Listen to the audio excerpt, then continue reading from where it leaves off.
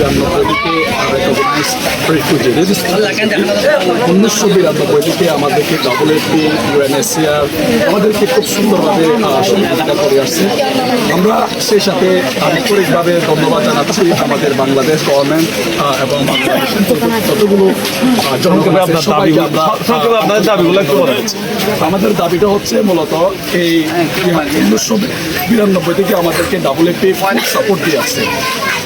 এই 2026 এপ্রিলে এসে তারা আমাদের মধ্যে একটা গুন্ডুগুল সৃষ্টি হওয়ার মতো একটা পদ্ধতি তারা অবলম্বন করার চেষ্টা করতে, সেটা হচ্ছে আমাদের মধ্যে ক্যাটাগরি ভাগ করতেছে। আমাদের মেন কথা হচ্ছে আমাদেরকে যত টাকা দো, আমাদেরকে সেম টাকা দো। ওরা $7, $10, $12, $12 এরকম তারা ক্যাটাগরি ভাগ করছে। আমাদের দাবি হচ্ছে আমরা রেজিস্টার্ড রিফিউজি সেম ক্যাটাগরি আমরা সবাই একত্রিতভাবে থাকতে চাই। আমাদেরকে যত টাকা দেয় আমাদেরকে যেন 100 মানে যেন আমাদের হাতে রেশন। কত পরিবার এখানে আপনারা রেজিস্টার্ড পরিবার রয়েছে? আমরা এখানে 26,000 সামথিং আমরা মানুষ এখানে বসবাস করি রেজিস্টার। এখন আপনারা চান যে সবাইকে একই ক্যাটাগরিতে যাতে রেশন দেওয়া হয়। রেশন দেওয়া হয় আমরা চাচ্ছি, আমাদের দাবি হচ্ছে শুধুমাত্র আমাদের মধ্যে কোনো ভেদাভেদ নয়। এখানে যদি 3 ক্যাটাগরি হয় আমরা দেখতে পাচ্ছি যে আমাদের মধ্যে সমস্যার সম্মুখীন হতে পারে।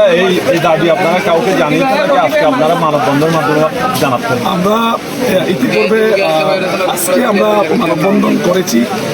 আজকের পর থেকে আমরা সিস্টেমেটিকলি আমরা UNHCRকে জানাবো, WFPকে জানাবো, আমাদের বাংলাদেশ গভর্নমেন্টকে আমরা জানাবো। যদি দাবি মানা না হয় তাহলে আমরা চেষ্টা করব আমাদের দাবিগুলো যাতে আমাদের যেহেতু বর্জনের দিকে যাচ্ছেন নাকি বর্জন এখন কি রেশন নিচ্ছেন আপনারা?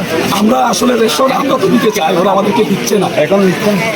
আমরা তো দিতে প্রস্তুত, ওরা আমাদেরকে দিচ্ছে না। আমরা যেভাবে চাচ্ছি ওরা যেভাবে দিয়ে আসছে আমরা সেভাবে নিতে চাচ্ছি, ওরা আমাদেরকে দিচ্ছে না। এখন কি পূর্বের নিয়মে আপনারা নিচ্ছেন নাকি নতুন নিয়মে? এখন কি এখন মোটামুটি বন্ধ না চালু আছে?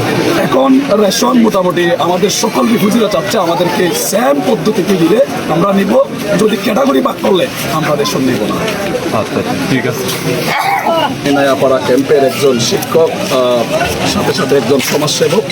আমি নায়াপাড়া রেজিস্টার ক্যাম্পের